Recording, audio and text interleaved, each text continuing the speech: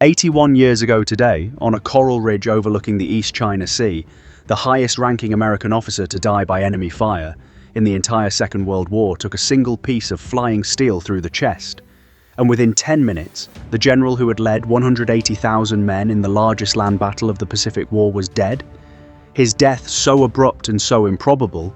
that for years afterward, men who had survived Okinawa's worst fighting could not quite believe the war had taken him instead of one of them.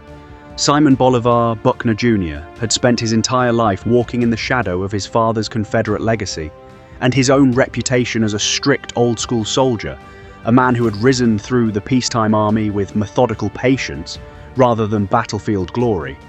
And by the spring of 1945, he commanded the United States 10th Army, the force tasked with seizing Okinawa, the last island stepping stone before the planned invasion of Japan itself. The campaign that began on April 1st, 1945, under deceptively calm skies and an unopposed landing, quickly became one of the costliest battles in American history, as Japanese General Mitsuru Ushijima abandoned any thought of contesting the beaches and instead withdrew his 32nd Army into the island's southern hills, where a labyrinth of caves, tunnels, and reinforced concrete positions turned the rugged terrain around Shuri Castle into a meat grinder that would chew through entire divisions over nearly 3 months of fighting. Buckner's strategy, methodical and unglamorous, relied on direct frontal assaults backed by overwhelming artillery and naval gunfire, rather than the bold flanking maneuvers some of his subordinates, and even some war correspondents, privately wished for. And this courtier drew criticism, then, and has drawn debate from historians ever since, with some arguing his approach cost unnecessary American lives by grinding down entrenched defences inch by inch instead of attempting amphibious flanking landings behind Japanese lines, a controversy that would follow his name long after his death. By mid-June, after the brutal capture of Shuri Castle's ruins and the slow collapse of organised Japanese resistance, the battle had entered its final desperate phase, with Ushijima's remaining forces falling back toward the island's southern tip, fighting from positions like Mezado Ridge and Kunishi Ridge with the kind of grim resolve that came from men who understood there would be no rescue and very likely no surrender. On the morning of June 18, 1945, Buckner travelled forward, as he often did, to observe his frontline units personally, this time visiting an observation post near Mezado Ridge, held by the 8th Marine Regiment, a position offering a commanding view of the Marines' advance against the last organised pockets of Japanese defence. He arrived, dressed as always, with the bearing of a man who believed a commanding general should be seen sharing the risks of his soldiers, and he stood watching the assault unfold through the haze of dust and smoke rising from the ridge ahead.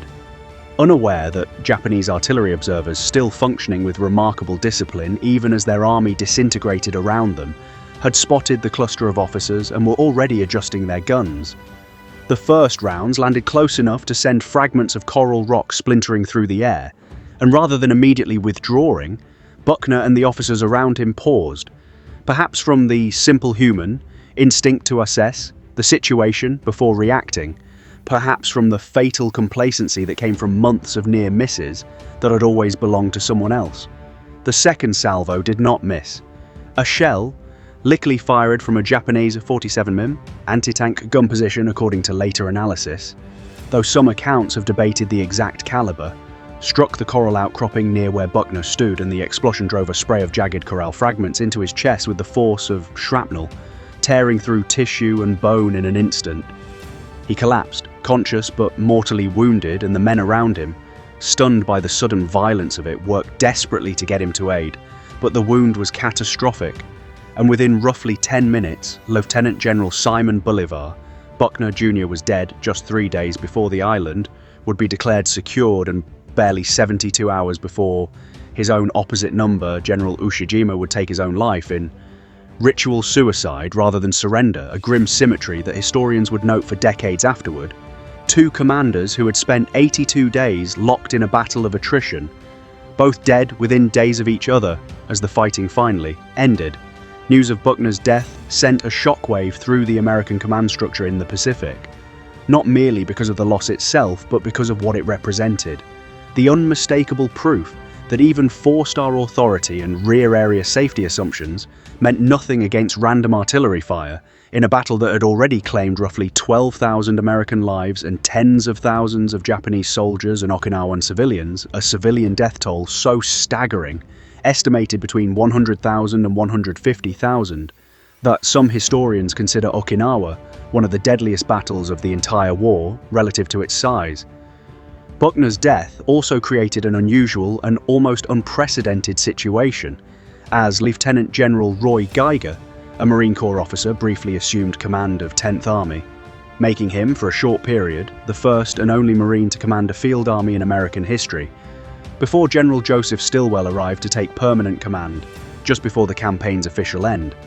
Buckner was posthumously promoted, and decades later, in 1954, he was finally and controversially advanced to 4-star rank A recognition that arrived only after considerable debate over his tactical decisions during the campaign.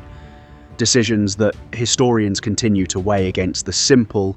undeniable fact that he died doing what he had always insisted on doing, standing close enough to the fighting to see it with his own eyes, rather than directing it from a map table miles behind the lines. His death is remembered today not merely as a footnote of trivia, the answer to a question about which American general died highest in rank from enemy fire, but as a stark reminder of the indiscriminate nature of artillery warfare,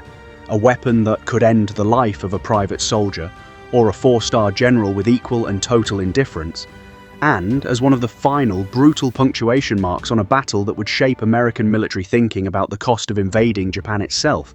a calculation that only weeks later would weigh heavily on the decision to use atomic weapons rather than risk another, Okinawa multiplied across the home islands, making the ridge where Buckner fell not just the place where a general died,